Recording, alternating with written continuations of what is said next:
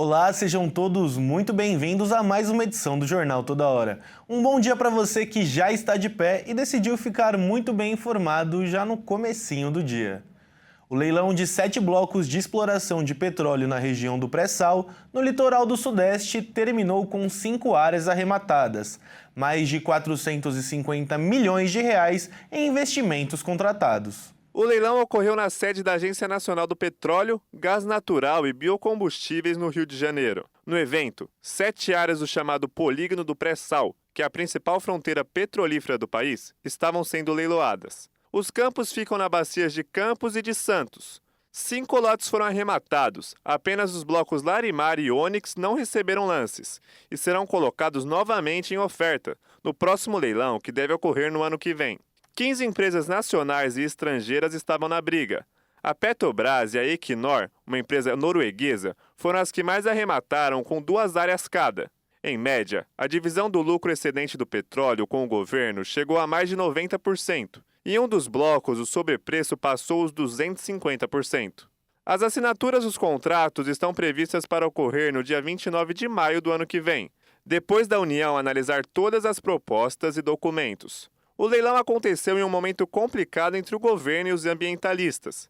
Isso porque nessa semana, o IBAMA aprovou uma licença para a Petrobras começar os testes de exploração de uma bacia na foz do rio Amazonas, o que é positivo de maneira econômica para o Brasil, mas pode causar acidentes ambientais gigantescos na região, caso algum processo dê errado. E bem, ainda falando dos destaques nacionais, os fabricantes de baterias de carros elétricos estão buscando alternativas para substituir o uso do cobalto na linha de produção.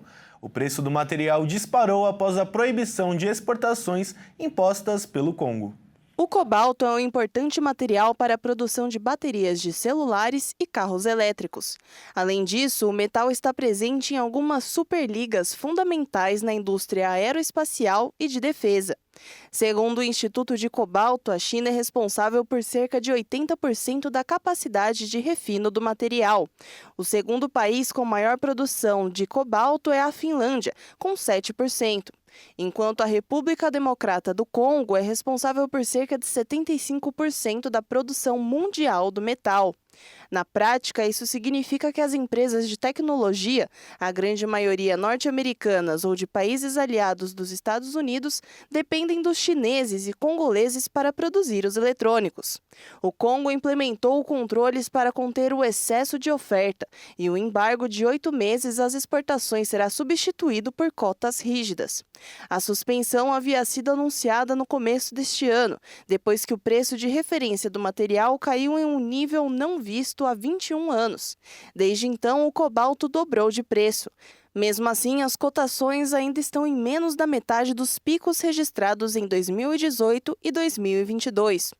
O governo congolês determinou que as mineradoras poderão exportar pouco mais de 18 mil toneladas do metal restante deste ano e até 96 mil toneladas em cada um dos anos de 2026 e 2027.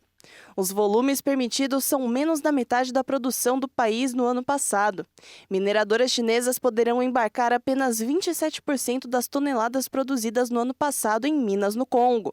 Por conta disso, a maioria dos fabricantes de veículos elétricos na China já migrou para baterias de lítio-ferro-fosfato. Segundo especialistas, a produção do material deve atingir 700 mil toneladas até o fim deste ano, um aumento de quase 8% em relação ao ano passado.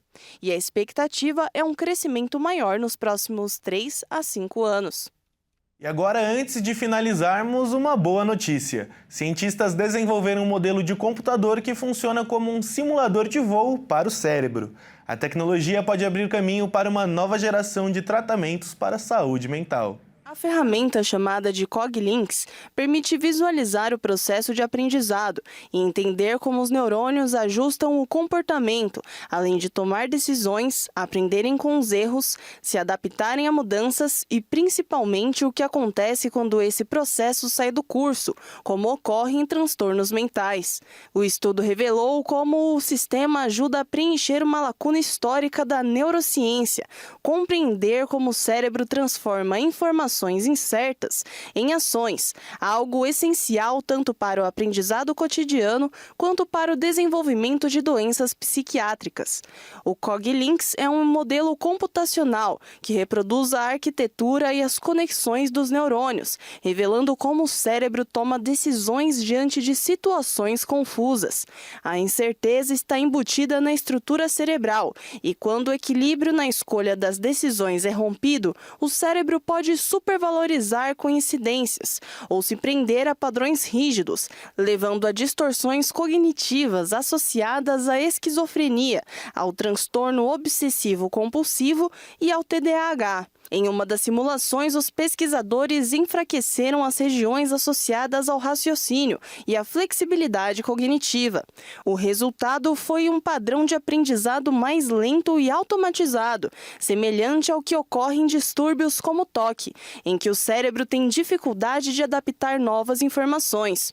Os pesquisadores acreditam que a nova abordagem inaugura o campo em que modelos computacionais servem para mapear as causas biológicas de transtornos mentais e orientar tratamentos mais precisos. Pois é, vamos torcer para que essa ferramenta tenha um bom uso para a medicina. E bom, por enquanto eu fico por aqui, mas eu te espero para a edição das 10 horas. Até daqui a pouco.